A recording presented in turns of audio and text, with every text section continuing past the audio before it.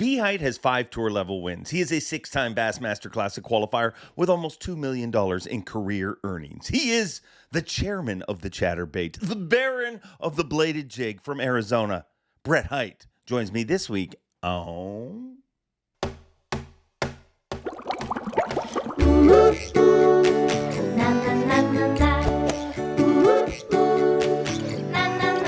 I'm Bob Cobb from the Bassmaster. Welcome to Mercer. Welcome one, welcome all, friends, family, freeloaders, fishing freaks, and of course my humpers. You're all welcome here at the Awkwardly Honest Fishing Podcast that goes by my last name, which is Mercer. This is the 172nd edition of the Mercer Podcast, and I hope wherever you are, you're having a wonderful week. Hard to freaking believe. Today is July 31st. I mean, tomorrow's August. What the, as a Canadian, I need to say this. Why does February and March seem so slow, but July is like, ping? It's ridiculous. I want to bottle up this weather and we'll just keep it. Other things going on in the world. The Olympics. A lot of people with a lot of opinions about the Olympics. I didn't see the opening ceremony, so I have no opinion. But what I do know is this is the one time every 4 years that I get to watch sports that I never see. And I always feel for, like, imagine being a competitive trampolinist. They wouldn't be tramps. They'd be, anyways, whatever they'd be. Once every 4 years, you are the coolest kid in town. And then people forget about your sport. But it brings up the question that has floated around fishing for a while. Will we ever see bass fishing as an Olympic sport? And I've always said no. Literally because, I mean, not that there's not enough nations that bass fish. There's just not enough nations that have bass to compete in. But my opinion has totally changed. I mean, breakdancing is in the Olympics. Why not bass fishing? I'm all here for it because if you look what happened with surfing this year, they're in Tahiti, a place that is thousands of miles away from France, I believe, where they're surfing. So if they can move stuff around like that, well, hell, let's have bass fishing. So I'm here for it. 2028 is the next Summer Olympics. It's in Los Angeles. California has some wonderful bass fishing. Let's do it. What do you guys think? Will we see bass fishing in the Olympics? Come on. I would love to see that. I mean, why not? I mean, I don't think our sport's ready for it because I'm sure with that comes, like, I'm sure the breakdance community is hearing it from the world. Like, this isn't a sport. Try it. It is. Let me know in the comments, will we see it or will we not? This week we have a great show with a very close friend of mine, a guy who I've had a lot of good times with. And I've told you guys from the start, the whole goal behind this show, behind this particular podcast, is just for me to have real conversations with real friends. And that was difficult at the start because, I mean, anglers, I think any person of interest, whether it be a hockey player, whether it be, they worry that what they'll say will get them in trouble. This podcast has become more and more real as time passed, and this conversation is about as real as it gets. I mean, I don't know whether this is a podcast or therapy for me and Hite, but it is I found it interesting, and I hope you do too. That's all I'm saying. So thanks for watching. Make sure you like, subscribe, comment, do all that stuff. Leave us some ratings on the streaming services. I mean, we got a lot of people that watch this in the streaming service. We have more stream viewers than we have YouTube viewers, which is amazing because our YouTube viewers are great. But leave a review. You know, go make a little extra effort. I mean, I'm always telling you to make the world a kinder place. Make it kinder for me this week. Leave a review wherever you're watching it. Give us a thumbs up, a like, a subscribe. All those stuff that helps stroke the algorithm that makes this podcast plausible. Now, I'll stop begging for that, and I will bring you our guest, the one and only Hite. Hite, finally you're on the show. I've been begging you forever to come on this show. Well, thanks, man. It's just an honor, Dave. I mean, we got the band back together, baby. We do. We do. Our relationship was founded on partying, and this podcast was founded on partying too, because you, no different than a lot of people that are on here, at some point, I run into them at an event or iCast, and they're like, why the hell don't you have me on your podcast? Easiest way to answer that is, what are you doing next week? Yeah.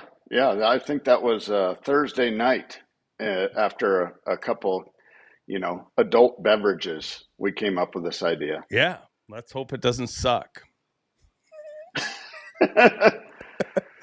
How did we meet? When do you remember meeting me for the first time? It had to have been like 2002, 2004, somewhere around there at iCast. I had this crazy guy. I didn't even know he's Canadian, but crazy Canadian. He's like, "Be Hite, I got a booth at the club tonight. You're coming." And I finally had to ask John Murray. I'm like, "Who's this guy?" He's like, "That's Dave Mercer. Like, he's a crazy Canadian. We're all gonna go have fun." And I'm like, "Okay, yeah." And we had fun. I mean, Vegas was a different iCast than Orlando. That's for sure. It really was. It was. I mean, Orlando's cool, but it's not Vegas. I mean, Vegas is. No. There was a lot of different parties, a lot of different clubs. One year, I had billboards rolling through town promoting my TV show that said, "Wait till you see this hooker in action." I mean, you can't do that kind of stuff in Orlando. Yeah, you can't teach that shit.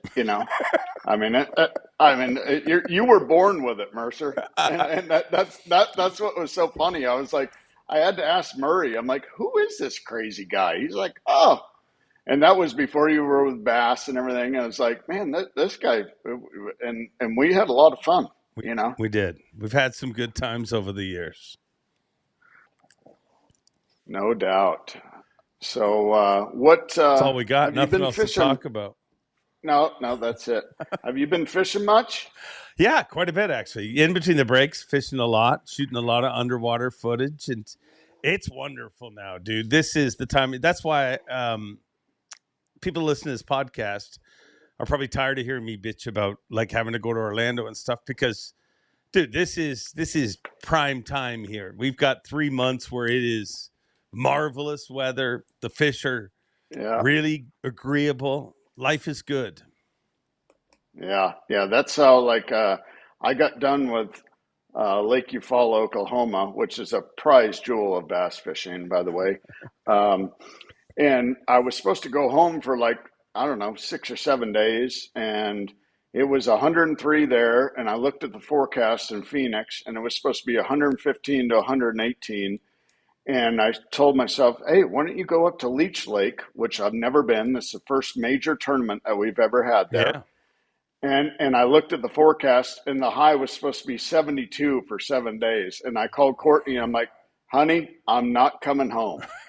So I got home Friday, luckily, after 5.5 weeks. But I spent quite a bit of time up north. You guys are spoiled this time of year, but you know what? I'm going to call you about December here in the AZ, and I'll be like, hey, buddy, what are you doing? What do you got going? I'm out golfing. I'll be swinging something. It'll just be a snow shovel. Yeah. Yeah, you got to. I mean, you got to service that snow blower right about now. It's a good time. Yeah. It's just. Yeah. Well, her name's Sarah. Sorry. Wow, that sounded wrong. Do you even fish when it's that warm at home, or is it like, do you guys have winter? It's just the summer when nobody does anything? Yeah, I mean, before I left for Eufaula, I was fishing quite a bit, a couple days a week, and fish from daylight till 10 a.m. Get 4 or 5 hours in, and fishing's really good in the summer here. Or if I go out in the afternoon, I'll launch the boat at 3 or 4 in the afternoon and fish till dark, 8 o'clock or so. But fishing is really, really good this time of year around here, even though it's super hot.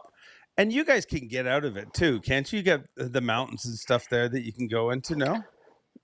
Yeah, that's what's awesome about Arizona. Everyone's like, "Oh yeah, you guys, it's just desert, cactus and stuff." And then we're like, I mean, literally in the wintertime from my house, an hour and 45 minutes, I could be at a ski resort.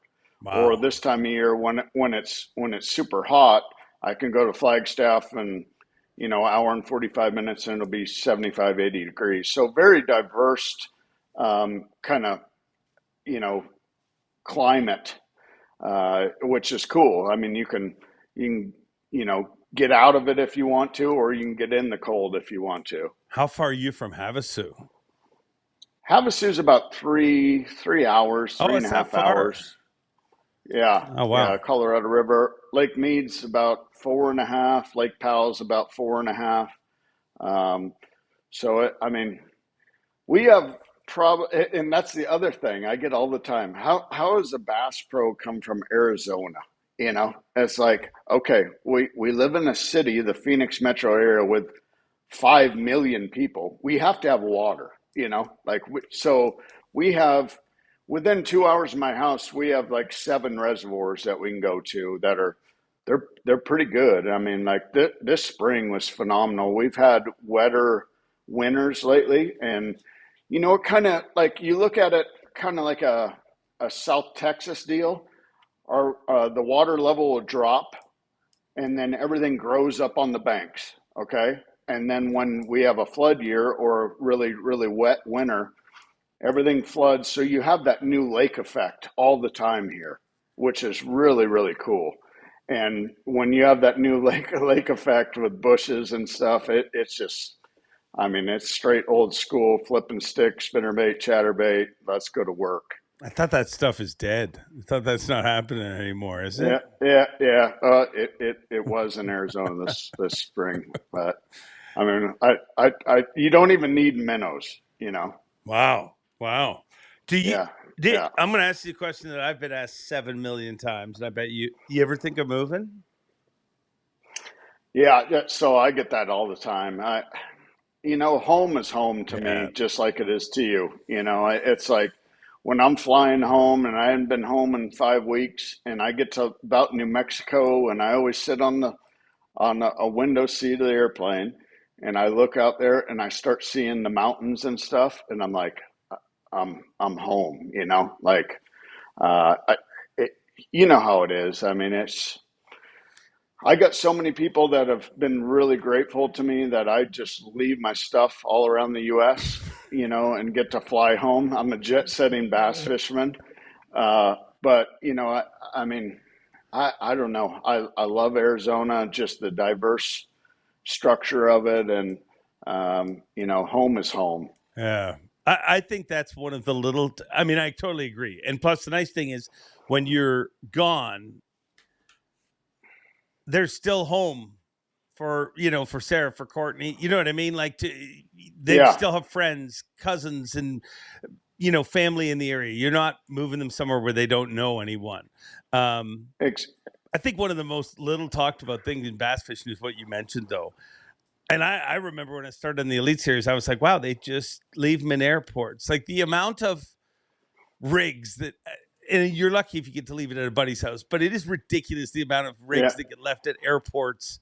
And to the average angler, you're like, what? You park your bass boat at an airport? Like, what's the strangest place you've ever left your boat? Oh man, I mean, like just at a random airport, like covered up, like I gotta go. You got a $200,000 rig, let's just say, and then you got another $30,000 in tackle that you just locked up these little compartment latches that we have. I mean, like, yeah, okay, yeah, that's really gonna defer somebody. It's like, uh, and just leave it at an airport. Okay, yeah, we'll see how it goes. And then you wake up or when you fly back, you're like, please still be there, please. Like, I'll tell you the craziest story about like getting broke into and stuff like that. I've only had it happen one time in my life. We were it was before a Harris Chain Top 150 event. That ages me right there. Yeah, yeah. People don't even know We what were those doing, were. yeah. What is that? And we were doing a Bassmaster segment on these little like pit lakes, around Tulsa or I'm sorry, not Tulsa, around Florida. What is it? I forget the name of it. But so me and Stacy King are doing these videos. We shot one day, we're leaving the next day, and then going to Harris Chain. So I get up in the morning. Stacy and I were eating breakfast at, the old hotel breakfast, with some powdered eggs and stuff. Good Delicious stuff. breakfast. Yeah, they're really, really good stuff. And I was like, okay, Stacy, I had my suitcase there, and I walk out and go to my, where I had my truck backed in one way and my boat next to it. I had to unhook, and I walk out there, and I'm like, kind of do like a little half tilt. I'm like, something don't look right. And I walk over there to my boat, and they tried to steal my big motor. Come on. They unbolted it off the jack plate, and the motor is laying on the ground, stretching all the cables out. And so, needless to say, I didn't get to shoot that day, and I had to get a wrecker like with a freaking crane on it. And then we had to find a lifting eye that goes in the flywheel for the motor, and put it back on the boat. Stacy King didn't come out there and just lift it with you? No, there was no lifting. And these idiots, they didn't even take the transom saver off. They're like, oh, yeah, we're just going to lift this 500-pound motor up. And they undid the bolts, and the thing just, boom, hit the ground. It's like, yeah. Wow. And then the cops show up. They're like, yeah, this happens all the time. It was around Tampa. I'm sorry. Yeah, it was around Tampa, Florida. So it was just like, I mean, I've seen it all. Yeah. The weirdest parking story I've ever heard, and I don't even know if he'll be happy with me telling it, but that makes it more fun to tell. Skeet Reese. So when he's got the big yellow rig, I mean, he still has a giant rig, but he has the big Tonka truck, basically, and his whole rig, and he had that big flared out trailer and everything, and it's all bright yellow. So he parks it in Little Rock Airport and comes back like 2 weeks later and goes to pay, and I forget the exact number, whatever it was, but it was ridiculous. It was like $2,000 or something like that. And he's like, are you kidding me? Like $2,000? And he said, yeah, like $2,000. You took 4 spots up because he had, the truck and the giant, and it took 4 spots. So they changed, they're arguing over it or whatever. And finally he pays it. And here's the kicker. So he goes to take off. He pays whatever the fee was, rips away from there, and as he's leaving, the arm goes down. He rips the arm off and gets a bill like 2 weeks later for another $1,000. It's a $3,000 hit right there. You're like, oh my gosh. Yeah. I mean, like I said, luckily, most of the time if I'm down south, I leave my stuff in Coleman, Alabama, which is a nice, centrally located area. And then up north, like right now, I'm leaving my stuff at Adam Rasmussen. Okay, who cool. Got second in the Classic at Sturgeon Bay. But I'm very fortunate to have a bunch of buddies that allow me to. It looks like the Clampids are coming in, or sorry, but your neighbors are going to think the Clampids are here, but we're leaving some boats and campers and trucks, but it all works out. I'm very grateful for my friends that allow me to do that. Yeah, it's good to have good friends. And that, I mean, I always say that's, I mean, everybody loves to fish, but that's the coolest part about this job is honestly the people like that. You love to fish, and that's what chased you out here. But I mean, it's the relationships, and I think you probably even more so the way you camp. You know what I mean? Like I know how tight you and Tharp are, and I mean that's a big part of the lifestyle out here. It is, yeah, and I mean the whole camping deal. It's just kind of blown up on the bass trails. It's the only way for being. Gone as much as we are that it feels like home. So McClellan and I we're always camping next to each other, and Courtney and Stacy are best friends, and you get back and have a couple beers and barbecue, and it's the only thing that feels kind of like home when you've been gone for a long time. And every night I have the same bed. It's not like, okay, yeah, because I know, Mercer, you woke up in a hotel room and you're like, where in the hell am I? I have Like, a few yeah, times.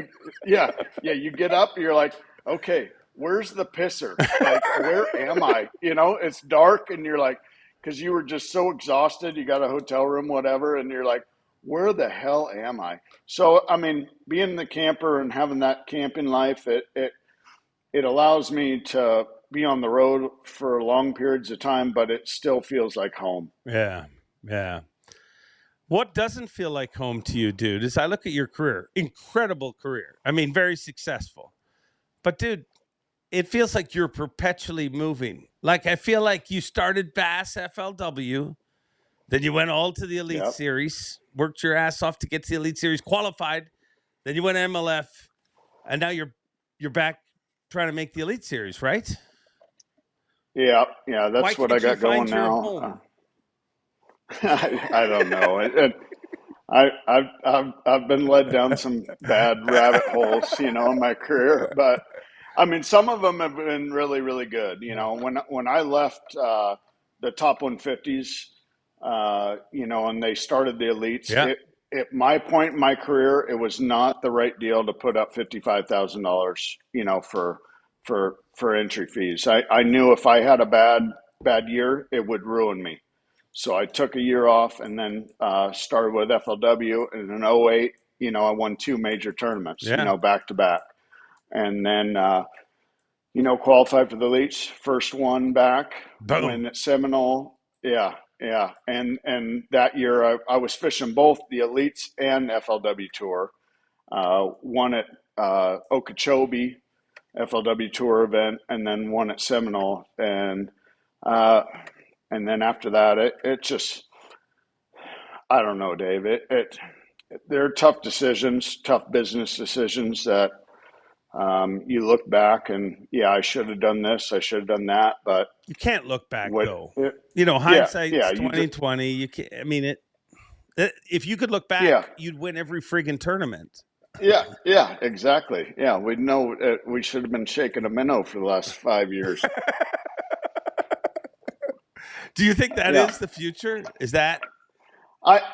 It's just a trend, I mean, just like anything else, like let's look at the Alabama rig. Yeah. The fish, they got used to it, I mean, it's just something new that it's always trying to figure out how we can trick these little green and brown fish, and after they get used to it, they'll be on to something else, And I saw it at St. Clair a couple of weeks ago. One day they would bite the minnow like you've never seen them bite it.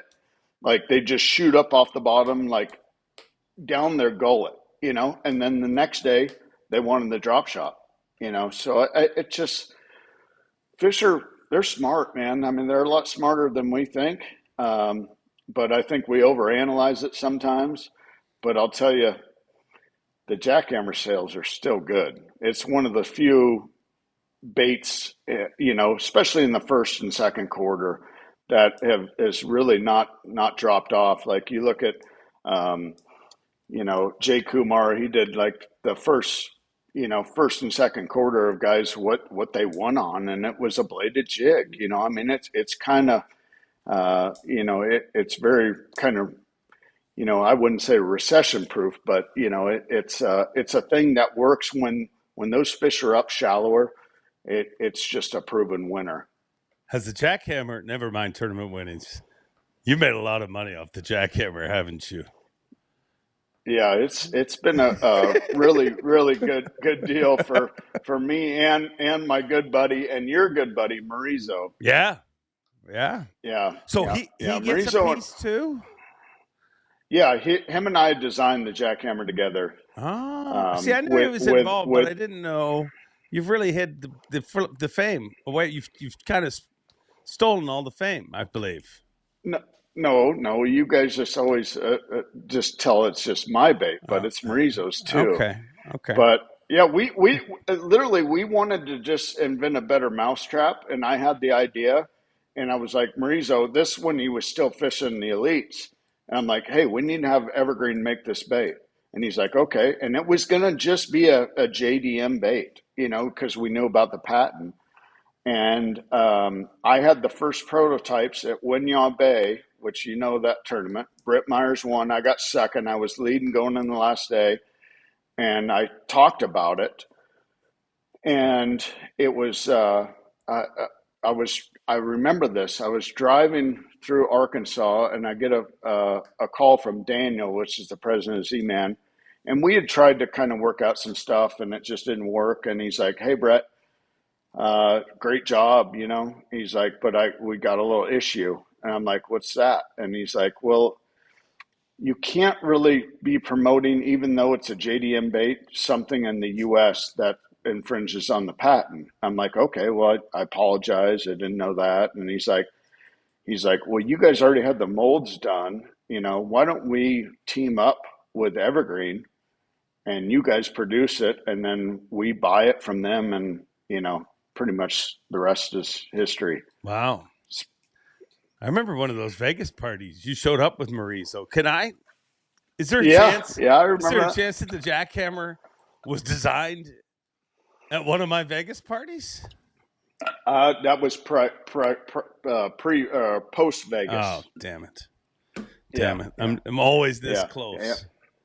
Yeah. Maurizo, I was like, hey, you want to go to Mercer's party? He's like, yeah. I'm like, okay.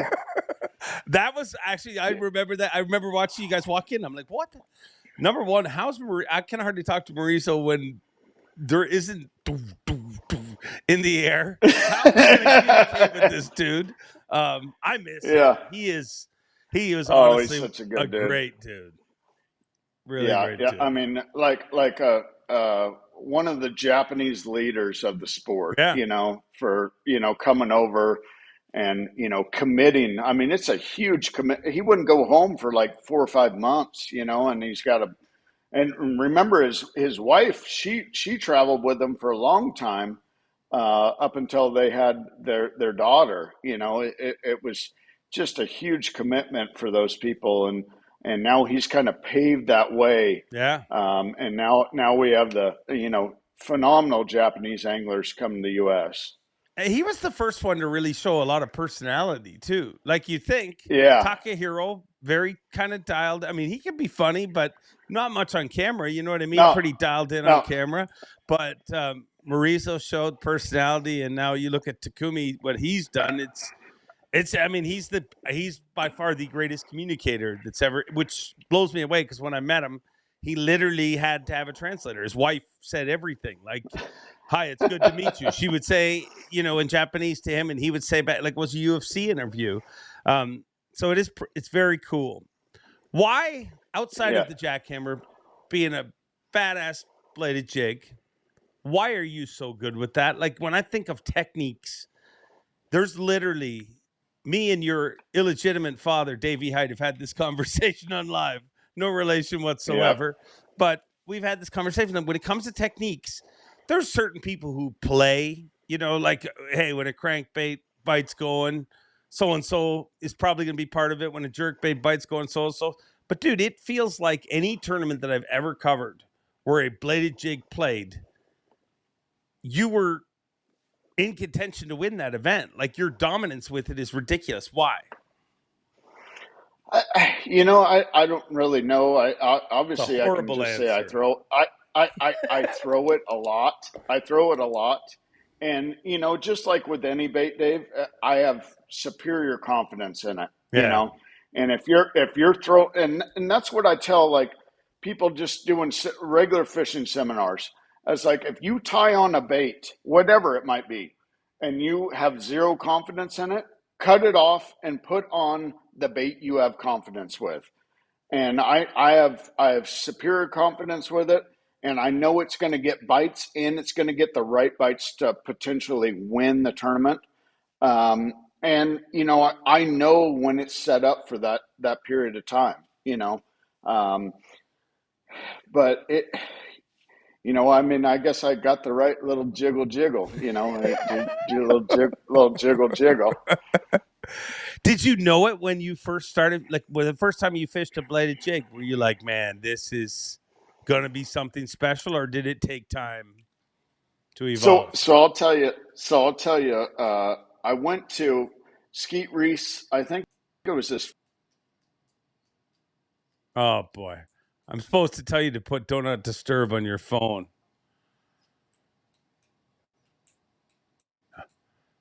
That was aggressive.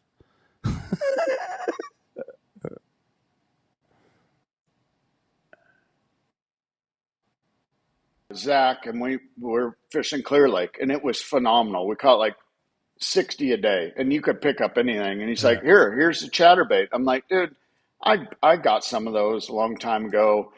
And this was in 2006, or late, it was midsummer 2007. And I caught a couple on it.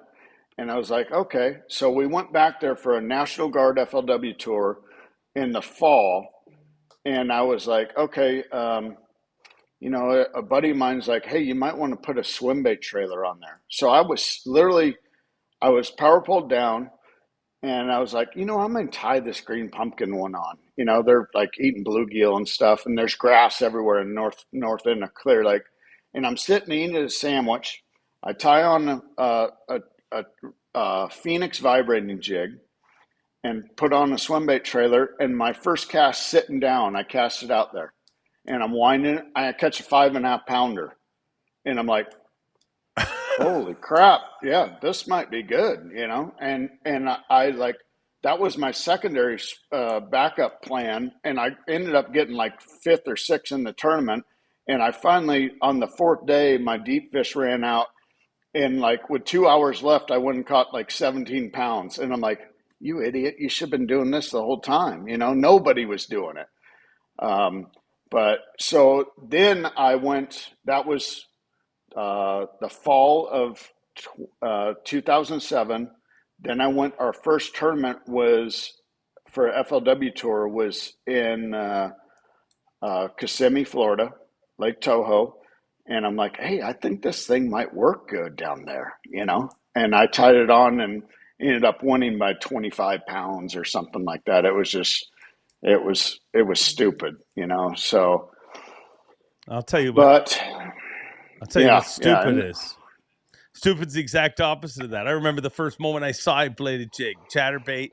It was at iCast, and I remember the dude had, I don't even know if it was chatterbait, what it was, but the dude had like a plastic children's pool. Like not even the soft-walled ones, like the hard ones that are like from the 70s. Yeah. And he had it on sticks, and you'd just go, and you'd be like, "Wow, it's got crazy vibration." I forget who I was. I was standing beside another pro, and that pro was like, "Yeah, I think that too much vibration, it'll scare fish," or something like that. And I was just like, "Yeah, you're probably right." Never thought another thing of it. Then several years later, I'm like, "Yeah, you're an idiot. You should have maybe tried that thing." Turns out it doesn't scare fish.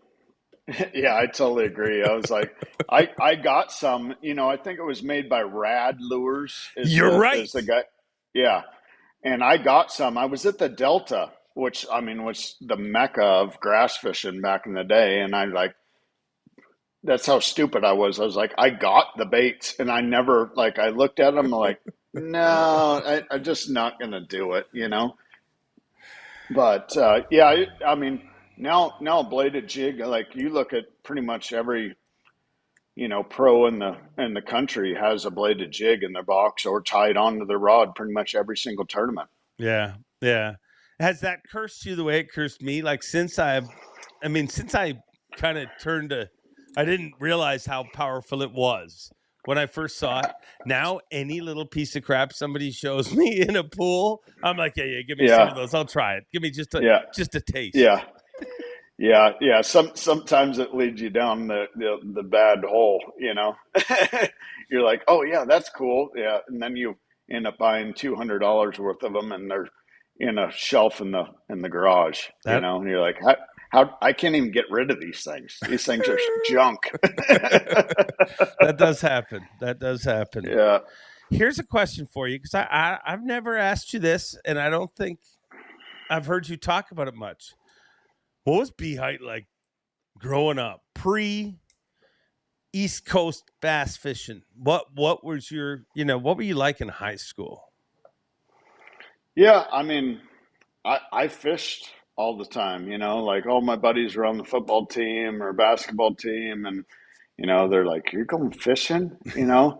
And I'm like, "Yeah, that's what I do." My dad and I, he had a motor home and we had a boat, and we went, like, as long as it was halfway decent outside, we went every single weekend and went fishing. And I grew up around, some of my dad's good friends that taught me a lot and were mentors to me that were phenomenal fishermen, just phenomenal.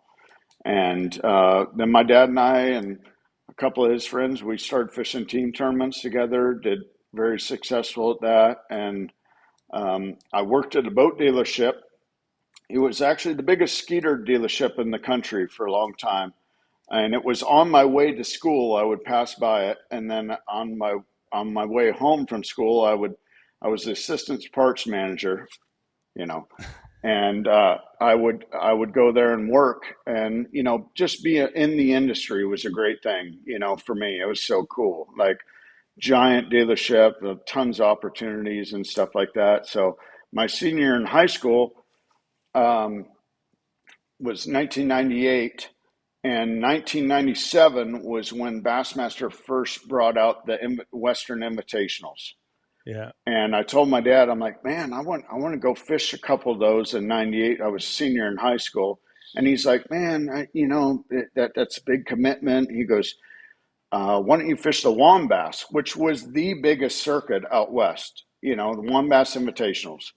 And you could, there are 200 boats. You win a brand new Ranger if you won. And so I decided to fish the one on my home lake. It was like into January, beginning of February. 18-year-old kid goes out there and wins his first pro tournament. This is easy. And yeah. And that year I won $40,000 at fishing that year. And like it was funny because I had a couple teachers that liked to fish, so I kind of got like a little hall pass. Yeah. And then I had some teachers, like, after they put it in the high school newspaper deal that I won 40 grand more than they made all year fishing. Didn't really go over that well, Dave. No. Yeah. So literally I put all that money in the bank. My parents were very supportive. I was going to go to college, and I put everything in the bank like a business, and I've been fishing ever since. Wow. Just very grateful. It's so cool that dreams do come true. If you work hard and things go the right way, and we've seen a lot of great anglers, young anglers that don't get that break, Yeah. one break that elevates them to the next level or allows them to keep fishing. And I had great mentors. What's funny is I grew up in a house, and John Murray grew up in a house literally less than 10 minutes away. It was the house that John Murray grew up in. He bought it from his parents, and the house that I grew up in forever. We lived 10 minutes away from each other. Did you guys know each other? I knew John a little bit. Because he was like a West Coast. He still is like West Coast legend. Like, yeah, the guy's won like 40 bass boats. Yeah. Like John dominated. He was structure fishing before structure fishing started. Yeah. Like guys would always stop and like, hey, are you broke down? He's like, no, I'm just retying. He's like, dude, don't drop your stuff right down here. It's like, yeah, John was huge. And then after I won that, then obviously got a little respect. You just don't get in with that crowd, without, gaining a little respect. Yeah. And, maybe showing the old boys a couple new tricks here and there. And then of course, Aaron Martins is one of my best buddies. Him and I, we roomed together for a long time. Him and I and Coda were pretty much the first guys to really, show off the drop shot in the U.S., Like, I mean, and everyone thinks of me as a chatterbait guy. And I mean, I made a living fishing structure with a drop shot Yeah. at the beginning of my career, before anybody else, was doing it. KVD was making fun of me. I got second at Seminole at top 150. And he's like, really? You're using a spinning rod? Come on, man. And I'm like, Iconelli won the tournament, and I got second fishing, creek channel swings with the drop shot. And it was so funny. And now you look at drop, every single person has a drop shot tied on. I mean, especially if you're smallmouth fishing. Yeah. No more sissy sticks. Nobody makes fun of, like, there's not one, like if you make fun of it now, you're just like, really weirdo? You're making, it's like making fun of colored televisions. Like, yeah, you might get last in every tournament without it, It is wild. When you were making that 40 grand before that, and it's weird because I hear you tell your story, and I'm like, that's the cool thing about all of us becoming friends over the years, because we're all just that weirdo. Like, in my high school locker, I had a picture of Hank Parker with the classic trophy. It was like a Humminbird ad with the fireworks behind him and everything in my locker. And people are like, what is wrong with you? But like, it never felt like to me that it was ever an option that I wasn't going to make a living in fishing. I didn't know what I would be doing, but I was going to somehow make my living in this industry. When you were on your way up, did you ever think you would do anything else? Like, was there a plan B? Not really. No. That's what so my dad would go when I was, like young, he would leave either after he got off work, he'd grab the motorhome or the camper, and him and his buddy, they'd take off, go to the lake, or in the morning, like Saturday morning. And I would sit there and cry at the door because I didn't get to go. And my mom always said, Brett never watched cartoons. I watched Roland Martin and Bill Dance every Saturday. Like, that's all I did was watch fishing shows. I never watched cartoons, fishing shows. And it's just, if it's your dream, you don't really know how it's going to work out, but it's been a good ride, and I'm very, very fortunate to do what I love to do for a living. Yeah. Do you, and I don't mean this with any arrogance at all, but do you believe you were meant to do what you're doing? I think so. Yeah. Because I wasn't. I'll be honest. I wasn't the greatest scholar. But Again, we're very similar. Yeah. I wasn't the greatest scholar, but I can tell you, I have a lot of friends. I'm very street smart, and I think I learned a lot from being around the right adults when I was a kid. I think being a good book smart person is great, but I think in real life, just being, a real world smartness goes a lot longer way than, being book smart. Yeah, no, I agree. I believe that. There's geography teachers probably won't want to hear this, but I'm like, at some point we can just stop geography and maybe teach kids how to fill out a tax return or something that's going to help them. Like quasi physics, like some crazy like math. It's like, okay, what? And they make these kids, like in college, they're doing all these crazy math courses. I'm like, they will never use this in their life. Ever. Like, what? Ever. Yeah. It's like, but you're paying these colleges tons of money to pretty much teach these kids that, classes that they'll never use in life. Yeah. Which is unfortunate, Once you start involving the alphabet in math, I'm out. Yeah. Like there's not supposed to be letters in math. I still remember having I was a big debater in school with teachers. I would do a lot of public speaking and a lot of debating. And I remember being frustrated at math and being like, why do we need this? We're all going to have calculators. And I remember the teacher being like, oh, So you're going to carry a calculator everywhere with you. And I would love to run it. That teacher actually, as a matter of fact, not just a calculator. It's a video camera. It's a music streaming device. You don't even know what streaming is. It's a whole other thing. Like it is crazy. But kids stay in school and learn. And I got one of those, crazy things like, teacher always asks, what do you want to do for a living? And I said, I want to be a professional bass fisherman. And she's like, there's no way, like I remember my mom tells me this story too. It's like, no, there's no way. Like you can't be a professional bass fisherman. And it's like, oh yeah, I can. Check. After I in my senior year, after I made more money than you did. How's that looking? Oh, it's funny. I had someone once say to me, how are you going to put food on the table like that? And I was like, really? Like if I could do anything, I could put food on the table. I might not be able to buy gas, but if I catch a fish, I can eat. That's guaranteed. I can eat. Yeah. It's so foolish. But I think everybody's kind of similar in that regard. I think that's what makes this next class of rookies different. Like to me, this is the first group that parents didn't tell them they were nuts. Like my mom used to bring home, and back in the day, before you went online, you used to apply for jobs that you'd have listed in the newspaper. My mom would bring clip out, like this gas station is hiring. Not because she wanted me to be like a gas station attendant, but she's like, guaranteed money is like, and I get that as a parent, you just want your kid to be safe. You just Tim Hortons was hiring. Big bucks. Yeah, big bucks at Tim Hortons. Do you frying donuts?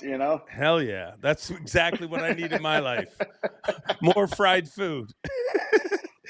Did you ever have another job outside of fishing, other than like the boat dealership? No. Cool. And then after the boat dealership, I worked at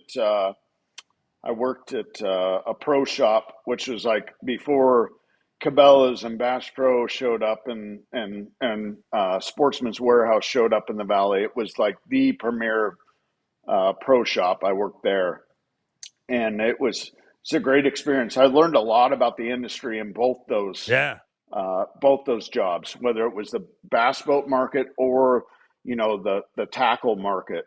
And it's really helped me in my career, just cutting my teeth on and knowing about it and stuff like that. We started, it was the best pro shop. And that was like when like a Mega Bass Dog X came out, and like a Rico, and it was $25. And people thought, they're like, nobody dude, will ever pay that. Nobody will ever, you are crazy. You're crazy. Like you're putting a $25 lure on your rod, and now like how many swim baits are 200 plus? People are bidding for the right to buy a $1,500 swim bait. It's insane. But even I'm like, ain't nothing. There's nothing. I haven't met it yet that anything that's worth $1,500 to go bass fishing with. But I think a bunch of dudes who wear hats similar to yours and like to throw big giant baits. It's all I think the rarer the cooler. Like I think that's kind of how they feel. Like I got something nobody else, and I get that. Like it's part of it. Yeah, it is. And I mean, when we sat down with Z-Man and we were like, okay, the price is going to be $15.99. They're like, dude, we're not going to sell any.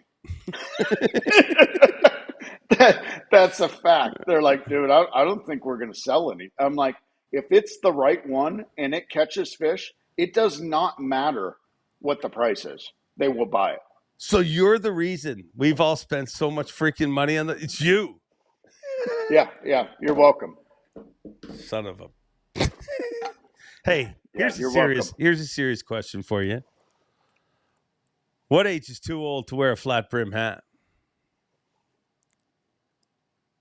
You know what's funny? I think it's a new trend. I mean, it's just like, you could curve it down a little bit, but I had a guy at Lake Sinclair, a co-angler with me, and this guy is retired, and he is rocking, the flat brim, The inverted. And I'm like, dude, yeah, almost, yeah, like the San Diego style, And I'm like, this guy, he's a cool cat, So you're You know, saying you're rocking it forever. yeah. I mean, that's the style, bro. I'm all about it, bro.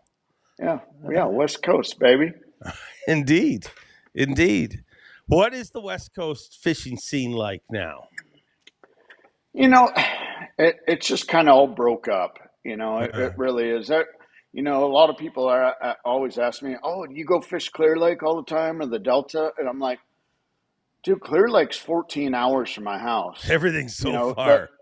yeah. The Delta's 12 hours. So, you, I mean, we used to get giant tournaments where we get 180, 200 boats. Big tournaments, and now it's just like. I mean, the Toyota Series, they're getting like 70 boats, Yeah. and it's just like, and then you get these guys jump on this trail and these guys jump on this, and it dilutes the whole field. Yeah. It's like, it's not united right now, Dave. And it's just like, I would love to go fish the Delta, but I'm not going to go fish and drive 12 hours to, fish against 60 guys. And, of course, if you win, you get a decent check. But even if you get a top 10, you lose money. It's still a business. Yeah. You have to look at it as business. And it's just, the West Coast is not united right now, and which is unfortunate. I wish, I don't care what circuit it would be. I just want to go fish with 100+ boats so that we can all make money. Yeah. It's crazy because it sounds a lot like Ontario right now. Like, weirdly enough, like I look back when I compete in tournaments, we had our classic, which, paid $150,000. You know what I mean? It had a boat. You bought a boat and truck. And at that time, it's still life-changing in many ways. But at that time, that was unfathomably life-changing. It was on TV. And there was 100 to 150 people in every tournament, depending on what the limit was, and a waiting list. And now there is like a bunch of different circuits. And it feels like there's the circuit du jour for a couple of years. It's like everybody fish this one and they get 70 boats, 80 boats. And then the other guys get 40 to 50, but it's like, it's just watered down, it's crazy. But it's diluted. Just like you said. I'll tell you a good story, Dave. When I was growing up fishing, we had a circuit, not the newer Wild West Bass, but it was called Wild West Bass. It was $180 entry fee, okay, team circuit. And you fish for a brand new 18-foot champion with a trolling motor and a 150 on it. And they ran, after like 6 years, they ran that circuit out of Arizona because second place wasn't good enough. The payout wasn't good enough. It's like, guys, it's $180 entry fee and you're fishing for a brand new boat. Like, what are you? It's so stupid. And they literally ran them out of business because they were like, oh, well, second through 10th isn't paying anything.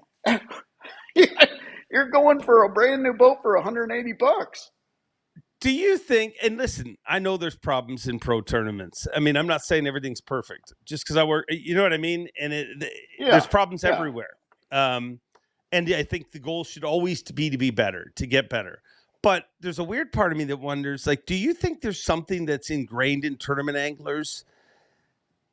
It's just so weird. Like, it feels like even whether it's an Elite Series event, MLF, or it's a jackpot on Tuesday night, it feels like tournament anglers get that piece of paper and they look on it. Like, and I know buddies who are great golfers. I mean, they're not pros or anything, but they go to a lot of tournaments and they win TVs and they win all, you know what I mean? Like, they do great at it. It's what recreational tournament fishing is to many people. It is to them in golf. But dude, when they look at the piece of paper, they're just like, oh yeah, this looks like it'll be a good one. I love that course. Let's go. Tournament anglers, it feels like they look at it and they're like, okay, where are they screwing us? Where on this piece of paper? Yeah. And Let's crunch the numbers. They're only given 32.5% back or whatever. It's like, and then they chirp to their buddy, and then this guy chirps to this guy, and then now we blackballed the best circuit that we had. It's wild. I, it is kind of crazy. Like I would say in the mid 2000s, we're fishing for more money than we are now. Yeah. I mean, and with inflation and everything else, it's like, dude, I mean, yeah, if you win a tournament, 100 grand is a lot of money, but not with inflation. I mean, yeah, it is life changing, but it's in the big scheme of things, 100 grand don't last you a long time. You can't even buy a bass boat for 100 grand hardly Yes, now. it's the first time in history that the boat is actually worth more than a title. They used to give away Yeah, boats, and guys would be like, "Yeah, yeah, we want the cash. We don't yeah. want boats." Now, just give me the It's like, boats. yeah, yeah. Give me the boat with all the electronics on it. I mean, it is kind of crazy thinking about that. It's I don't know. I mean, we were fishing for bigger pots. I would say mid to late 2000s. And now I mean, which is fine. I mean, but what guys don't realize, if you want to win big, you got to pay big. It's Yeah. just like any gambling. I mean, you're not going to go to Vegas and you know win a bunch of money playing $20 blackjack. You gotta put 100 or a couple hundred out there. And I think that, I mean, the ESPN era, which everybody looks back so favorably now, which I find funny Yep. because, like I remember hanging out with people back then that were like, "Oh, they work us too hard. It's ridiculous." Now people talk like Yep. ESPN's the devil. Now people talk about that as the golden era bass fishing. But really what was happening there is you had a billionaire in Irwin Jacobs and Yep. That's ESPN right. battling to get Battling. to Yeah. get the whole. They were like the lithium battery companies right now. They're all trying to grab their piece of the pie. Well, they were battling. I mean, they once paid $1 million at FLW to not the Yep. winner, but the fantasy fishing winner. Like, just say that to Yep. yourself. The winner of guessing it got as much as the winner of actually winning it. But so I think there's a weird part where the sport is trying to recover from that too. You know what I mean? Like Yeah. when the elites started, they had all those majors that paid $250, which Yep. I'd love them to be back, but I don't think that they were ever financially feasible. You know what I mean? It was like that's Sure. how they were trying to buy their land, basically. Yeah. Yeah. I mean, that Irwin Jacobs ESPN era was, Something and FLW had Walmart backing, like so much. huge non-endemic sponsors, and so did Bass. Bass had Bush, Anheuser-Busch is a huge sponsor. I mean, it's Purelator, just, like yeah, all major yeah. I was big. on the Purelator. I was on the Purelator team. That's Yeah, right. That's yeah, right. yeah. Yeah, But it was. I mean, but I wonder if it'll ever get back there. I mean, I'd love it to get back there, but I just think, I mean, that was the equivalent of people like to look at what happened this time with the split. It's so similar, really. Like the difference is yeah, their war went a lot more aggressive because you had two billionaires and it's not just billionaires. You had Walmart. Like people were buying sponsorship at FLW simply to get shelf space at Walmart. It was like a go that's right. around, and Yeah. it was wonderful for bass fishing. It was great. I mean, I would love another battle in bass fishing because everyone's going to prosper. Yeah. But I mean, the whole deal is getting the non-endemic sponsors on board. I mean, that's because in the industry, okay, the pie's this big, it just keeps getting Yeah. sliced more, thinner and thinner. I mean, obviously we have a huge influx in young anglers. And after you look at that, if you're looking at a trolling motor company, let's just say, or a graph company, I mean, the pie's this big, it can only be sliced so many times. So the only other way to get more money and revenue for the anglers is non-endemics. Yeah. And unfortunately, it's been a tough road, It really has, and it's hard to educate them. But you look at the ones that have been around for a long time. If we get them drinking the Kool-Aid, then they think it's the greatest thing. But it's hard to initiate that deal. Yeah. I think one thing that makes it tougher too, and this is no slight on either side, but is you can't, those non-endemics, if you look at our sport right now, what are the first things you come across? All of a sudden there's this red flag that you're like, wait a second, what do you mean there's different leagues and this is good, but the one league says what the other leagues do, in which they've always done, that you shouldn't even do that. They're saying that you shouldn't even, you know what I mean? And then you take on top of that, it dilutes it. Yeah, and then some jackass goes and throws lead weights in a walleye. Like, I'm just thinking, like, if you think John's Insurance, a mega company, wants to, like, they start seeing there's red flags in our sport, weirdly, and now you've got all these podcasts. Sorry to hate on them, but that feed off the negative. Like, how many podcasts were done? We talked about it in one episode ourselves, but about the walleye thing. But our own industry is almost cannibalizing itself. It's tarnished because of stupid acts, you know? Yeah. And I mean, like, I don't know. It would be hard to kind of incorporate to a regular major sport, you know? I mean, like, you don't hear, you know, like somebody cheating in golf. You know, it's like unless he had a different club or some crazy ball, but you don't hear that. Yeah. The thing that, you know, kind of comes to my mind is like, you know, maybe baseball got tarnished by the steroid deal. You know, you look at that era. You know, Sammy Sosa, Mark McGwire, Barry Bonds. You know, I mean, they did though. Like, there's part of me that wonders about that. Like, I agree with you. Tarnished. You can't compare those records the same. But I also, like, if you remember when that crap was happening, like, baseball never got more coverage. Like, McGwire and Sosa, like, you, who cared if they had needles sticking out of their ass? You just wanted to keep hitting them diggers. because everybody they want to watch people hit home runs. Yeah, you know.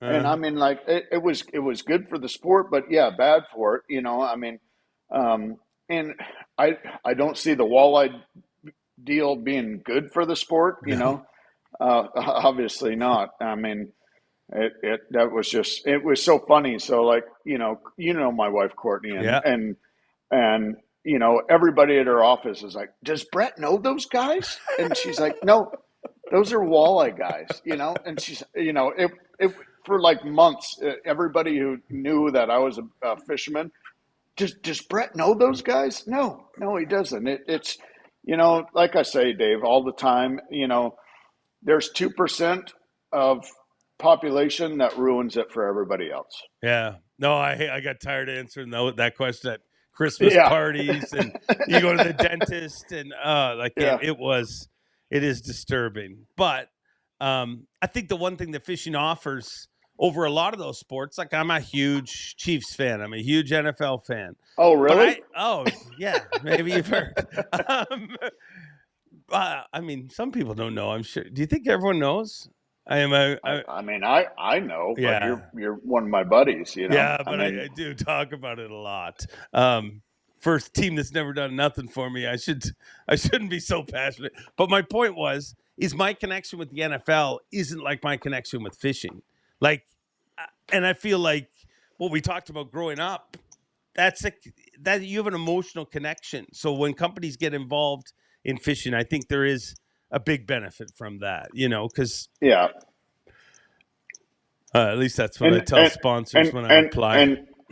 And now you're a huge, you know, Taylor Swift fan too. I mean, it just went. Listen, she's a nice girl. Yeah. She's a nice girl. Yeah. Hey, listen, you want her or Nicki Minaj? I mean, do you want her? Like, she's a nice girl. That's what I'm saying. And as long as she keeps Travis happy, I'm happy. Yeah. Shake it off. If he can catch the ball and block, you know, whatever she wants to do.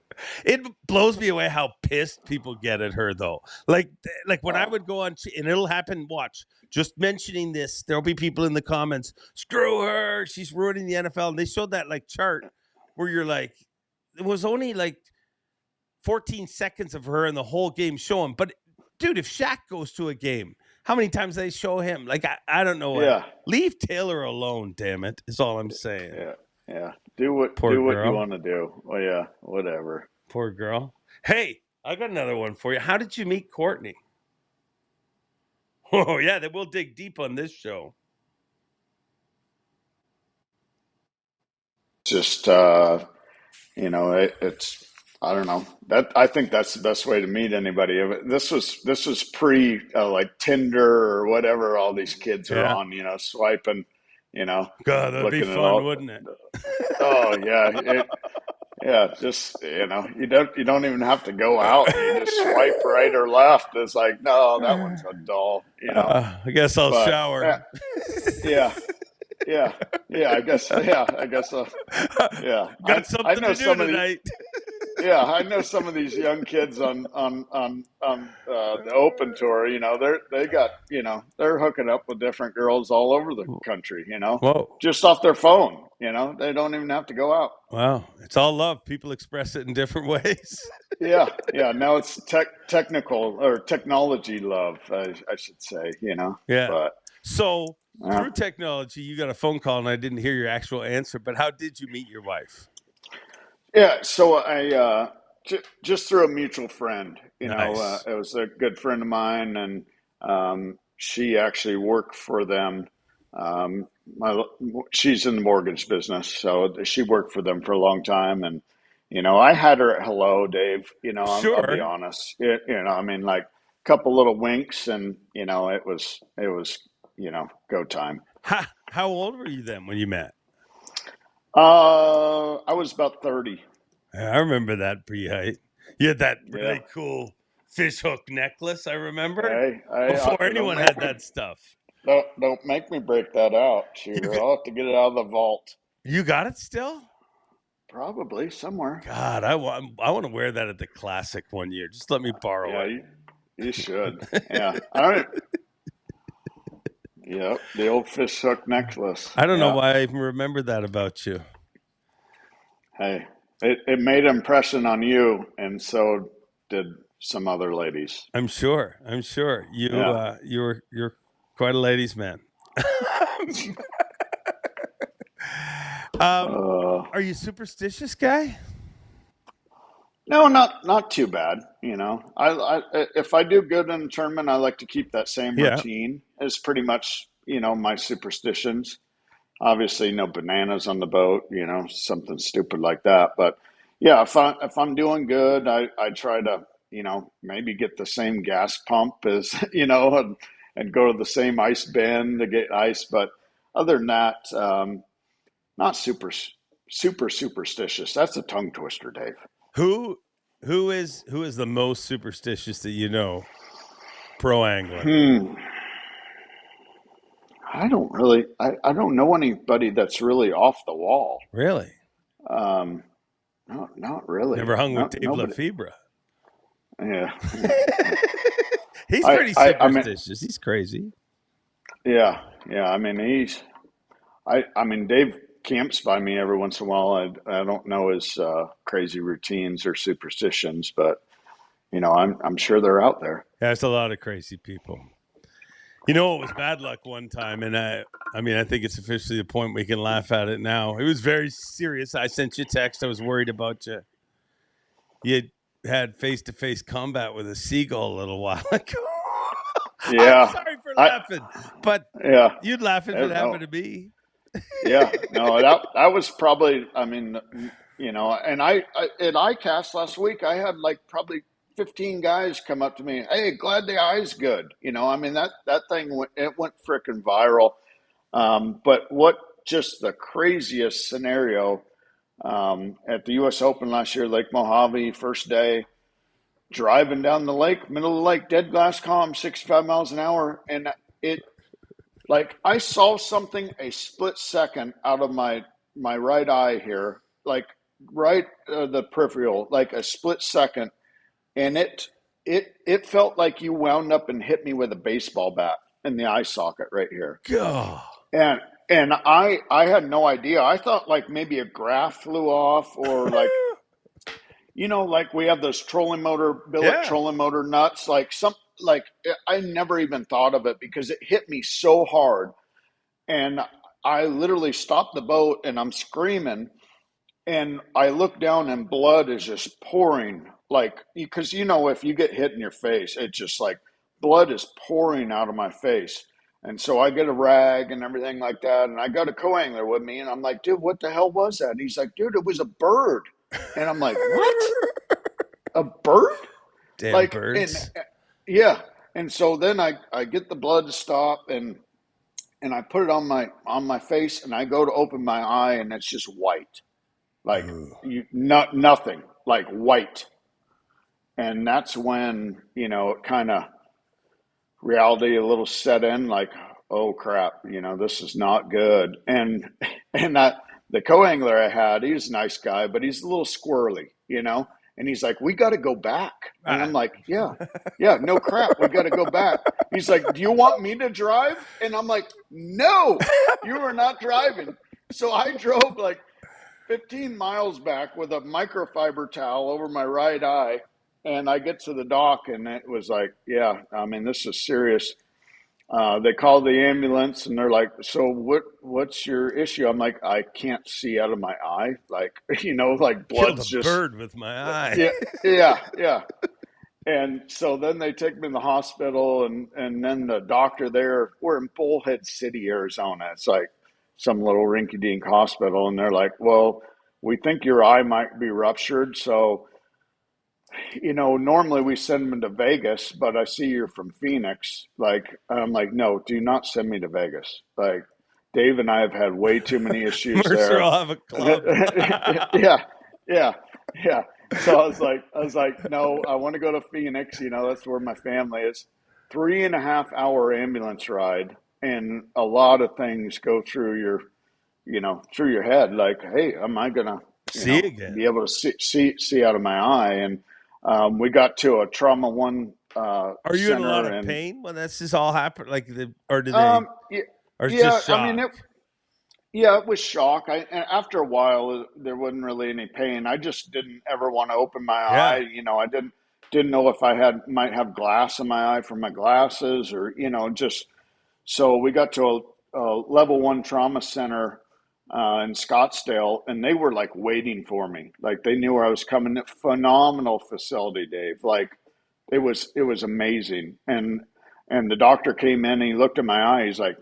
He's like, I don't think your eye's ruptured. He's like, we see them, like, because they see everything in the Yeah. Phoenix area. And he's like, normally your eye is round, right, like a globe. And he's like, if it's ruptured, it's flat. Like, all the fluid has come out of it. And he's like, I don't think it is. And 3 CT scans. They let me go that night, and stitched up my eyebrow. Like, right here is really where I got it bad. And sent me home. And then the ophthalmologist want to see me. They, after the CT scans that night, she did some looked at him, and she's like, I just want to see him in my office in the morning. And literally, it looked like I was in a fight with Mike Tyson, but it was just a brown seagull. Damn brown seagulls. Yeah, My least yeah, favorite ones. yeah. Those damn brown seagulls. They'll get you. You got to watch out. But I mean, normally, I mean, we've all run through coots and stuff like that, and they all come over the bow. Like this one, so they were diving for bait in the middle of the lake, and he literally just swooped down, and like it was like the perfect storm. He's swooping down and hits me right here, and it's just a crazy deal. But I'm very fortunate. It took me about 3 months to get my eye back to where normal, which whatever I see is somewhat normal. Yeah. But yeah, and yeah, it was pretty traumatic experience. Yeah. Um, just the things that go through your mind on a 3.5 hour ambulance ride about am I going to be able to see ever again? Yeah. Scary. Scary. Yeah, yeah, super, super scary. I mean, we all know. I mean, those accidents, whether any dramatic accident, it can happen like that, and you just never know when it's going to happen. But um, very fortunate I came out on the right side of it. I think you pull off a patch bitching, though. I think you could really Yeah, do it. If you had to, I think it would have I'd be worked. like, I'd be like a pirate. Arr,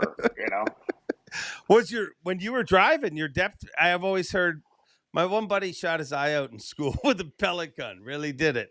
And when we would drive places and he would go to pull in the parking spot and we'd be like 10 feet from the end of the parking spot. We'd be like, Jay, you idiot, you got to move forward. His depth Yeah. perception was really bad. When you were healing, that had to be really hard to deal with. Yeah. I mean, so when you have a traumatic eye injury like that, your pupil gets super dilated, which it's trying to like repair its Yeah. eye, So like going outside, everything was just super like halos everywhere and just, kind of over the top, like, whoa, and like I said, that after my last visit with the dermatologist, or not dermatologist, but ophthalmologist, she was like, it should diminish after a while. And it probably took like 4 or 5 months for my pupil to get back to where it was normal. And Wow. what's funny is, I don't know if you have it. I use that clear for traveling all the time in the airports where they scan your Oh, yeah, eyes yeah. for your eye. Yeah. Yeah. Yeah. And I went there like a month and a half later and I was traveling somewhere and they're like, not recognized, not recognized, not recognized. And I'm like, what the heck is going on? I'm like, oh, hey, dummy. Yeah, it's your eye. It completely different. And now it recognizes me. Wow. So it there for a while, I mean, it was messed up. Yeah. Very scary. Very scary. But I'm glad you're okay. Is it too Me soon too. for me to joke like it as I did? It's a little raw. No, You have okay? at it. I'm a big guy. No. Hey, I think it would have been horrible if you lost your eye. And hey, think about this. She could be way worse. You could have been the bird. Yeah. I won the battle, Dave, but it wasn't pretty. No. That's crazy, though. You know what blows me away when I hear stories about that? How freaking crazy the human body is. And we all take it for granted. Like, Yeah. that happened and it just healed. Like, if I were to take a knife and cut my hand right now, and as long as I didn't cut it too deep like an idiot, it'd just heal. Like, if you could buy a freaking boat like that, self-healing fiberglass. Yeah, How much would you fiberglass. pay? Yeah. Yeah, self-healing motor, crash the lower unit. Oh, just give it a couple days, it'll be back. It's growing it. I won't be able to fish tomorrow. My motor's growing a new lower unit. The gears are growing right now. It'll be fine. Give me a day. Oh, so Yeah. we're fishing the opens. Anything else? I mean, that's a pretty full schedule, 9 tournaments, Of course, I fish at home a little bit, when I come home, team tournaments, not in the summer. I don't like fishing night tournaments anymore. That was a big deal when I was a kid. And it's like, we used to have them, we call them like the Ironmans, six at night till 6 in the morning. And you are like getting old like we are, Dave. It's like, dude, that ruins you for like 3 days, trying to get back on the schedule. But Yeah. You used to be yeah. I remember you always fished like, I guess that was when you were double touring it, but like I remember you were 20 to 30 tournaments a year, weren't you? I remember like you and Kelly Jordan. There was a lot of like double-ish, I think, double tour guys that were fishing a ton. Yeah, I fished double tours for a couple of years, and I mean it's that'll wear you out, especially if you're not having a good year. It really wears you out if you're on that roller coaster and it's going good. You're like, come on, baby, let's sign me up for another one. What does that feel like? Like you've had it. I mean, you won back-to-back events. You won events on either side of the course, either side of the country, back-to-back. Like when you're the fire-breathing dragon, like when you are there, what does that feel like, really? It's just, you can't do anything wrong. It's hard to describe. I'm sure it's within any sport. It's like all the decisions that you make are the right ones. Yeah. It's just, and until it happens to somebody, You know, I don't care whether it's a team tournament or a major tournament. To win, everything has to go Oh right. yeah. I mean, like you make the right decisions. You do, it doesn't matter whether it's a team tournament, a club tournament, or a Bassmaster Elite tournament. Everything goes right, and when you're in that zone, there's you make those right decisions, and you don't second guess yourself either. It's like, yeah, hey, I think I might go over here. You go over there and catch 5 pounder. Yeah. It's like, oh yeah, that was easy. Yeah. And then when it's not in the zone, you're, grinding your head out like, hey, what, trying to make the right decision. And a lot of time we overthink it, just let your ability, your nature of what you know how to do, just let it go, be open-minded. And it's so hard to It's so hard to do. because everyone, like, Yeah. I mean, I've used that example with Aaron. I covered Aaron a lot, got to see him win 2 Angler of the Years where I was beside him for a lot of those competition days, doing coverage. And dude, the difference is exactly what you said. It's the instantaneous decision. Like Aaron, when he had Angler of the Year seasons, he'd be like, they're on that point. Like he'd just be fishing. And it wouldn't be like, do you think, or they're on that point. He'd go to that point and he'd catch them. Now, on the opposite, I'd see him where he'd be like, bro, you think they're probably in the saddle and maybe they're back there. Like he would start. Yeah. But you can't, like, if you could have never mind the jackhammer. You want to get rich, dude. Get a little chip that you can put into anglers' heads where they stay in that zone. Is there any way to get back in it, or is it you just got to keep fishing? I think it's just all confidence.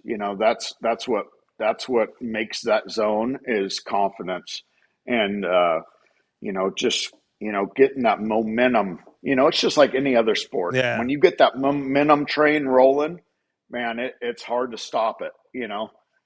And I remember the last AOY Aaron won. We were at Sturgeon Bay, and remember he had such a big lead. He showed up to the takeoff like they had to call him and be like, "No, hey, that was Aaron." St. Clair. No, Sturgeon Bay. Maybe he did it a couple times, but he went out late on St. Clair too. It doesn't matter. Sorry, I digress. Let's shut up. But it's just like Aaron. I mean, he was just like, it doesn't matter. Whenever I show up, I'm gonna catch, and he blasted him. Yeah. It's like I think Tripp called him like, hey, Aaron, are you gonna come to blast off? Like this is. You have 2 more days. All you have to do is show up, and you're gonna win AOI. And he's like, oh man, sorry, I overslept. Oh, dude, I was up sharpening my Gamakatsu hooks out of the pack. It's like, Aaron, what are you doing, dude? Like, come on, bro. Things need to be perfect. He's the only pro I've ever covered that literally stopped in the middle of the tournament and took 20 minutes to re-spool a bunch of rods. Like I've seen guys put new line on one rod, but I'm like laying it out. Like I'm like, what? But I remember that same year at St. Clair, he was going to Huron. And he was making the run to Huron, and after 2 days, I mean, he didn't need, you know what I mean? He was might have been a different year, but he won Angler of the Year at the end of that. But he had sealed the deal in Angler of the Year. That's the only reason we ran to Huron. So the 3rd day, he goes out and he fishes right in front of Metro where we are, which gets fished a lot now, but at that time nobody hardly fished there. And I get on his boat to do coverage because we didn't have a camera with him. And I'm like, Aaron, how you doing? He's like, bro, I got 23 pounds. And he's like laughing. I'm like, dude, because I hardly ever had a conversation with Aaron without doing Aaron's voice. So when we'd talk, I'd always be like, bro, you catch him everywhere. And he's like, I know. I'm starting to feel guilty. And I was like, you're the only angler on earth that's ever experienced the guilt. Like, you think KVD was ever like, I've won too much? And then he'd have that giggle at the end. Yeah, I know, bro. Crazy. It's so easy. He used to tell Murray and I, it's so easy, bro. It's so easy. We're like, dude. Him and Murray have the same birthdays, don't they? I think so. It's him and Murray or him and Skeet? No, it's him and Murray. Him and Murray. Yeah, it's like August something. Yeah, I've had Yeah, lobsters yeah, with them for a few of their yeah, birthdays. It's great. yeah. At Thousand Islands there. Yeah. Yeah, yeah. Imagine how. Here's a scary thought. Imagine Aaron with forward-facing sonar. Oh, Dude, because he was yeah, always like an early adapter of all, like side imaging, everything. yeah. Like he. It's hard to imagine him being even scarier, but I think he would be. Oh, he would just dominate. You Yeah. know. I mean, his last couple of years. I mean, I think his last year he had Garmin Live Scope, and he was like, "Bro, you can see how they're acting." Like, and he's telling me, and I'm like, "What are you talking? Dude, you can see how they act. Like, with a bait. Oh, no, I don't need to use this bait. I'll throw out something else, and bam, they react to it." He's like, Aaron thinking like a bass would be even more scarier. Yeah. Incredible person and a huge That's our void. bro. Yeah. Yep. The weird thing about Aaron, I think, is, sadly when people pass, everybody's, you know what I mean? Like if somebody passes, everybody's like, that was such a special person. It's just human nature, the way people are. But I feel like Aaron was that person that we all knew was special. Like nobody would have ever predicted him to pass when he did, he's the healthiest person I probably knew in every mentally, physically, spiritually. Like he was probably the most healthy person I know. And so you would never have predicted that. But I feel like Aaron was special enough that we all knew he was special hanging out with him. Yeah. I mean, Aaron, if Aaron got to know you, he made you feel special to Aaron, I mean, when Aaron was going down, and I try not to bug him a lot, when he was on the downturn, and like he'd just text me randomly like 9 o'clock at night. "Hey buddy, love you, bro. You're my boy." And that's like, I mean, it's just, I remember we were at Lake Champlain, and that's when his vision started going. Yeah. And he beat me being blind. He had a driver. He had a driver. So, I mean, he beat me being blind. And I was like, so Courtney and I were leaving the campground, Lake Champlain, and he had like a day off or something. I don't know what it was or whatever. And I stop, and I stop, get out of the truck, and I give him a hug, and he stands up out of the boat, and I was like, "Dude, don't move." And he's like, "What?" And he had a popper, like a regular, topwater popper stuck to his crotch. And he had no idea it was on. I'm like, Aaron, don't move. And he's like, oh yeah, this gosh. thing. And he just rips it out. And I'm like, he's like, "Oh yeah, that happens all the time." I'm like, "Dude, don't move. Like you literally have treble hooks right in your crotch." "Oh yeah, don't worry about it, bro."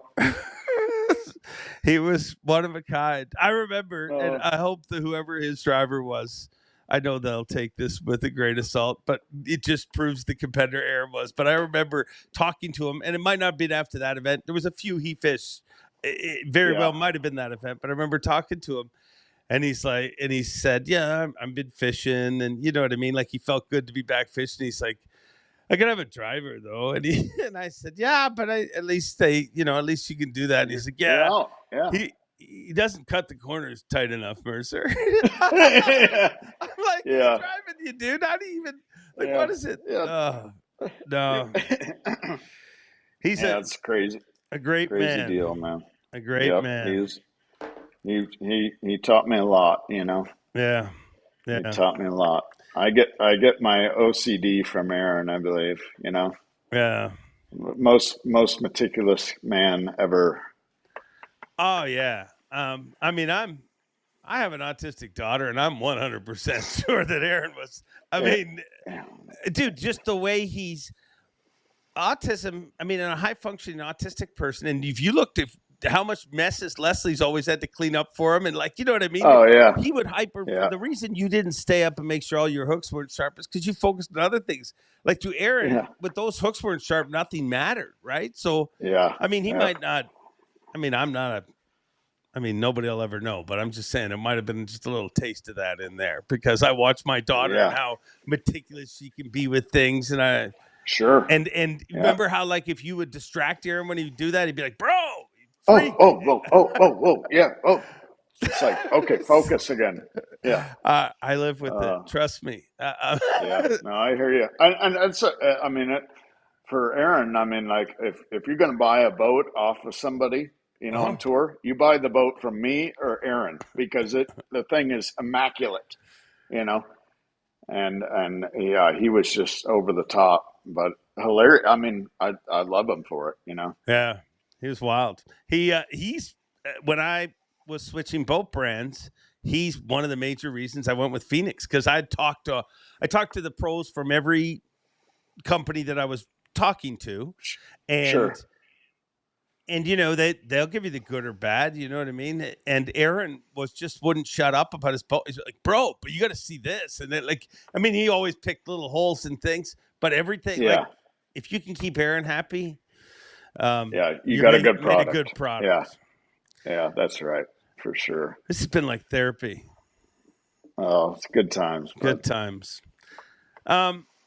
Is it tough to go back to qualify at this point in your career?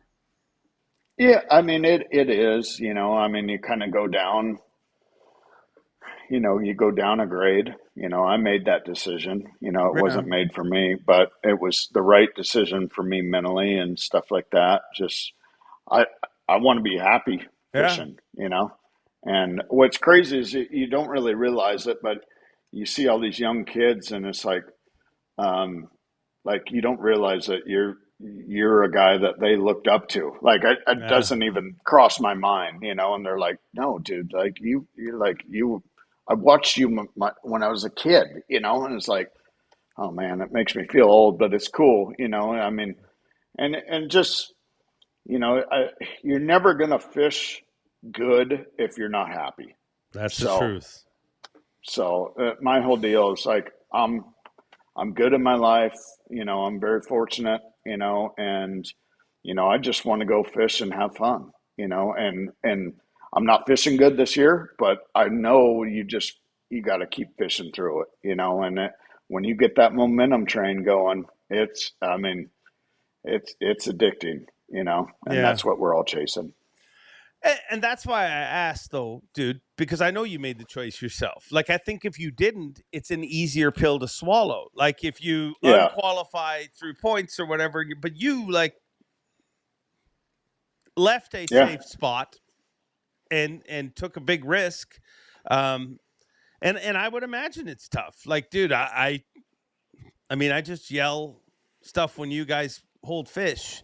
But if all of a sudden they said, "Hey, you're gonna have to take a couple of years to the opens, and if you do a good enough job, we'll let you back to where you're used to working," sure. it'd be I mean, I love my job Yeah, enough that I would do that, I guess. But I don't. Um, I think people don't think about how tough that must be. Like, I don't think you guys, you Tharp, and the people that have made those decisions get enough credit for how tough that is to do. yeah. No doubt. It's a big decision, and I couldn't make that decision without having full sponsor backage. Yeah. I mean, I'm very fortunate. I moved the needle for my sponsors, and that's when it comes down to it. That's what makes a difference. Yeah. And with them backing me and full support, I probably couldn't have made that decision. But I'm happy right now. Everything's like I said, I'm not fishing that great, but I'm having a good time, and I think I know you can't be unhappy and fish well. Yeah. Yeah. It's true. It's true. And I want to hear, why do you think that is? Because I think it is. I have this weird theory where I think it's got something to do with the hours. Because you see baseball players going through horrific stuff and whatever, but they can Sure. still. But when anglers are going, like, not that you're going through anything, but if you're not happy for whatever reason in your life, it Yeah. definitely, you don't. There's not a lot of It people. affects your performance. Yeah. But I think it's because Yeah. you got to focus for 8 hours a day, 14 hours a day in pre-fish. Like, there's no let off. Like if you're baseball, you can. I mean, you're also making millions of dollars too, which does seem to make things more fun. Yeah. It always helps. It does. Always helps. Yeah. Well, But yeah, I mean, like I said, if you're happy in your life and everything's going good, I mean, that's what matters to me, and, fishing will come. I mean, I still know how to catch bass, even though I can't spell it anymore, but, we'll get through this year and, still have some opportunities to make that classic, I mean, that's the pinnacle of the sport, always has been. It's the most special place in the sport of bass fishing. And, I can't wait to get back there. yeah.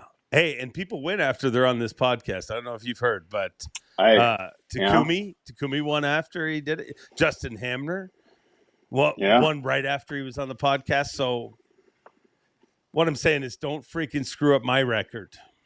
Okay. All right. I'll try my best. Is Leech next? Leech Lake. Yep. Yeah. I went up there in pre-practice. That should be good for you. Yeah. Yeah. It's a cool lake, it's a big lake. I mean, wind definitely affects where you fish. It's you got to kind of think of it kind of like a Great Lake. Yeah. Like you wake up in the morning and you check the wind, and it predicts where you're going to fish 100%. I think it's going to fish a little small. Yeah, it doesn't deal well with pressure. I know that. Yeah, yeah, and I think, I mean, if you have a one-day tournament there, smallmouth's going to win. But after 4.5 days of practice, I don't think there's a lot of smallmouth there, but they're big ones, you know. So after they get their melons pinged for 4.5 days of practice, I think you're going to have to be diverse. Yeah, and win in that tournament. That's just, like I said, I spent 5 days there. I mean, yeah, that's just my take on it. I think you're going to have to be diverse. Maybe 2 or 3 smallmouth a day and a couple of big largemouth, or vice versa. And what's the other northern one? Is it lacrosse? Lacrosse, yep. That should be good for you too, right? Yeah. They eat swim jigs and chatterbaits there. And what I like lacrosse when they've had a lot of rain up there. I like lacrosse when it has a little more flow, and it spreads the field out a little bit better. And they've had it. The Mississippi's been super high this late or midsummer, so hopefully we keep that water up and it'll kind of spread out the field a little bit. Nice.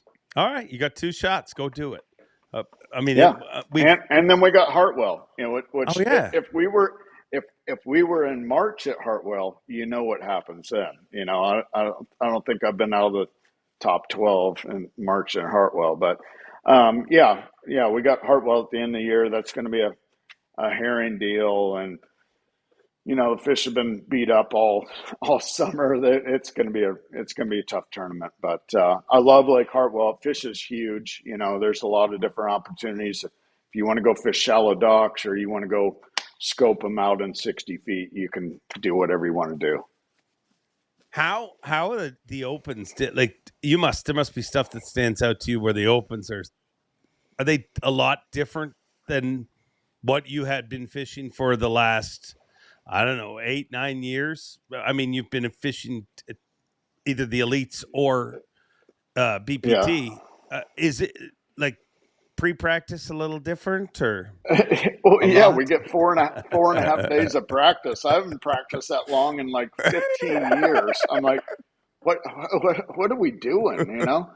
So the practice deal, and what sucks is the boat ramp. like you went from the BBT where like 40 there was 40 guys at the boat ramp. You're like, you could show up there like 20 minutes before. It's like, dude, you better get there 2 hours before if you're on the opens. Yeah. You left lunch breaks. Like you had 15-minute lunch breaks and stuff. Yeah. Take a little time, let's eat this sandwich, Yeah. So that's I would say just the practice and the boat ramps. It's just a little different. Do you miss the wing eating competitions over at the BBT? Yeah, I never partaked, but I mean, Oh, you never? no, Oh, all right. I didn't. But Body's a temple. yeah, Uh, exactly. Dude, this has been a good conversation. We both started this with we don't know what we're going to talk about, but I feel like we've gone forever, but I feel like I could keep talking to you. Yeah, that's because we're bros, Yeah, I feel like we need to do this more in the future. Yeah, whenever you want. All right. Well, just go win one of those 3. And then Yeah, remember, and then you'll have me back on. Well, yeah. I mean, it'll be cool if you would. I mean, I'll have you back on regardless. But I mean, if you do win one, be like, well, I was on the Mercer podcast. You should watch it every Wednesday at 6 p.m. Eastern time. Bam. Available on all podcast streaming platforms and, of course, YouTube. Yeah. Bingo. I'll see you there. B-Hite, you're awesome. Other you question. are too, bud. That hasn't been like Courtney in the background that I've been seeing gardening out there. What's going on? No, that was my buddy Dale. He's the pool guy. You're a pool guy. Dale, of course you do. Dale, he was a full-time fishing guide around here for a long time, and known him for 25 years. And he's like, I'm done with this guiding, and he started a pool business. So now Dale's my pool guy, and the dog's like, if you say Dale's here. I probably shouldn't even say that. They were gonna lose their shit, like how many dogs you have? 2. Those are our kids. We got it's actually Jack the Golden Doodle. It's his birthday today. He's 8 years old. Well, happy birthday, Jack. Yeah, and then we got Buck, who is our lab. He's 12 years old, and they're both they're my buddies. That's our kids. It's awesome. It's awesome. Well, go hang out with the dogs and your pool buddy, and say hi to Courtney. Yeah, and I will. I look forward to watching you win some derbies. I appreciate it. Thanks, bud. See you, buddy. It's always good. Okay, peace out. No, that was awkward. Peace out. There, yeah. Here, I'll shut up. Yeah. Go. Peace out. Later. No. Wow, we're much cooler in person. I believe, not cyberly, but in person. As our buddy would say, love you, bro. Perfect ending right there. Love you, bro. See you, bud. Bye. That was a great conversation with a great dude. And I cannot thank you all enough for spending a little time with us. And I hope you enjoyed this show. Until next week, go on out there and enjoy the weather. Enjoy life and enjoy being. Until next time, Bob Cobb, take it away. Thanks for watching. Please like, comment, and subscribe, because Bob Cobb of the Bassmasters told you to. You hear?